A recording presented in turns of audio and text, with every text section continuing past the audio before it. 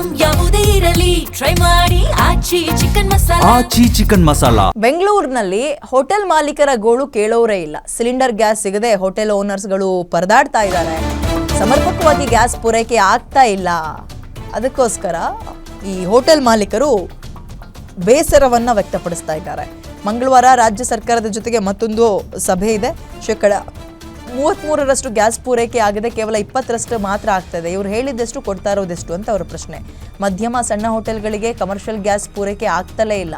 Hotel ಬಾಡಿಗೆ ಮತ್ತೆ ಬಡ್ಡಿ ಕಟ್ಟೋದು, ಸಾಲ ತಗೊಂಡಾಗ ಸಿಬ್ಬಂದಿಗಳಿಗೆ ಸಂಬಳ ಕೊಡೋಕೆ ಕಷ್ಟ ಆಗ್ತಾ ಇದೆ ಅಂತ ಈಗಾಗಲೇ ಕೆಲ ಹೋಟೆಲ್ನ ಮಾರೋಕ್ಕೂ ಕೂಡ ಮಾಲೀಕರು ಸಿದ್ಧತೆ ನಡೆಸಿದ್ದಾರೆ. ನೋಡಿ, ಜಸ್ಟ್ ಒಂದು ತಿಂಗಳ ಒಂದು ವ್ಯವಹಾರ ಏರುಪೇರಾಗಿಬಿಟ್ರು ಕೂಡ ಪಾಪ ತಲೆ ಕೆಳಗಾಗಿ ಹೋಗ್ಬಿಡುತ್ತೆ. ಹೋಟೆಲ್ ಮಾಲೀಕರ ಏನು ಅವರ ಪರಿಸ್ಥಿತಿ ಎಲ್ಲರದ್ದು ಕೂಡ ಸ್ಥಿತಿವಂತರೇ ಇರಲ್ಲ. ಆಮೇಲೆ ಹೆಂಗೆ ಅಂದರೆ ಒಂದು ಕಡೆ ಹಣ, ಮತ್ತೊಂದು ಕಡೆ ಸಿಬ್ಬಂದಿಯನ್ನು ಕಳ್ಕೊಂಡ್ರೆ ಕಷ್ಟ ಅವ್ರನ್ನ ವಾಪಸ್ ಒದಗಿಸೋದು. ಒಂದೇ ರುಚಿಯ ಮೇಂಟೈನ್ ಮಾಡಬೇಕಾಗಿರುತ್ತೆ. ಒಬ್ಬರು ಊರ ಕಡೆಗೆ ಹೋಗ್ಬಿಟ್ರು ಕೂಡ ಅವ್ರನ್ನ ವಾಪಸ್ ಕರ್ಕೊಂಬರೋದು ಕಷ್ಟ ಆಗುತ್ತೆ. ಆಮೇಲೆ ಸಾಲ ಮಾಡಿ ಹೋಟೆಲ್ ನಡೆಸ್ತಾ ಇರ್ತಾರೆ. ಮೊನ್ನೆ ಒಬ್ಬರು ಅದ್ಯಾವುದೋ ಹಳ್ಳಿ ಕಡೆ ಪಾಪ ಜೀವನೇ ಕಳ್ಕೊಬಿಟ್ಟಿದ್ರು ಹೋಟೆಲ್ ಬಾಗ್ಲಾಕೋ ಪರಿಸ್ಥಿತಿಗೆ ಬಂದು. ಇದು ಹೋಟೆಲ್ ಮಾಲೀಕರ ಸಮಸ್ಯೆ ಆಗಿದೆ. ರಾಜ್ಯ ಸರ್ಕಾರ ಆದಷ್ಟು ಬೇಗ ಇದನ್ನು ಸರಿಪಡಿಸಬೇಕು ಅಂತ ಅವರ ಮನವಿ.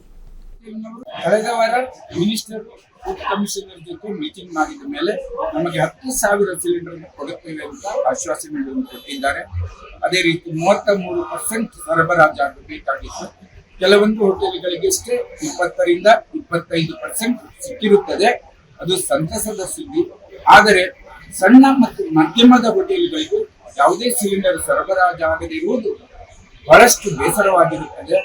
ಅವರಿಗೆ ಅಲ್ಟರ್ನೇಟ್ ಮೆಥಡ್ ಆಗಿ ಇಂಡಕ್ಷನ್ ಸ್ಟವ್ ಉಪಯೋಗಿಸಲು ಸಾಧ್ಯವಾಗುತ್ತಿಲ್ಲ. ಸೌದೆ ಒಲೆಯನ್ನು ಹಾಕಲು ಆಗುತ್ತಿಲ್ಲ. ಅವರು ಬಹಳ ಅತಂತ್ರ ಪರಿಸ್ಥಿತಿಯಲ್ಲಿ ಬಂದಿದ್ದಾರೆ.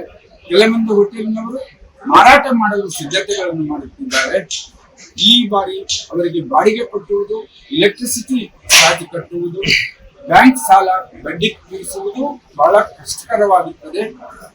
ಮುಂದಿನ ಮಂಗಳವಾರ ಸಾಧ್ಯವಾದರೆ ಮತ್ತೊಮ್ಮೆ ಮೀಟಿಂಗ್ ಮಾಡ್ತೇವೆ ಸರ್ಕಾರದ ಜೊತೆ.